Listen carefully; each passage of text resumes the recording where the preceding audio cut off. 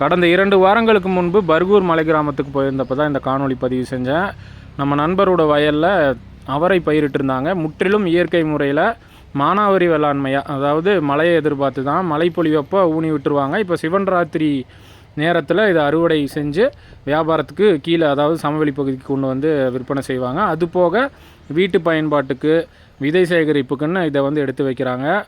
எந்த ஒரு ரசாயன கலப்பும் இல்லாமல் தூய ரகமாகவும் நம்ம கிடைக்கணும் அப்படின்னா இந்த மாதிரி மலை கிராமங்களில் தான் நம்ம தேர்ந்தெடுத்து கொண்டு வந்து கூட நம்ம பயிரிடலாம். நான் சில விதைகளையும் சேகரித்து கொண்டு வந்திருக்கேன்.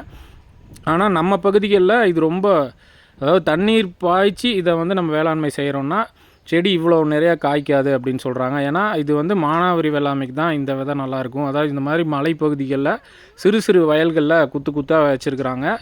இதுவே கிட்டத்தட்ட 5 டன் 6 டன் அளவுக்கு அறுவடை எடுப்போம்னு சொன்னாங்க. பார்த்திங்கன்னா தெரியும், நல்ல முத்துக்கள் எல்லாமே நல்ல திரண்டு வந்ததாக கொஞ்சம் வீட்டு தேவைக்கு பொறிச்சிட்டு வந்தேன். நிஜமாகவே அந்த முத்துக்கள், அந்த அவரைப்பருப்பெல்லாம் பார்க்கும் பொழுது அவ்வளோ, பார்க்குறதுக்கே அவ்வளோ நல்லா இருந்தது. சமையலுக்கும் சரி ருசியும் சரி அவ்வளோ அற்புதமாக இருந்துச்சுன்னே சொல்லலாம்.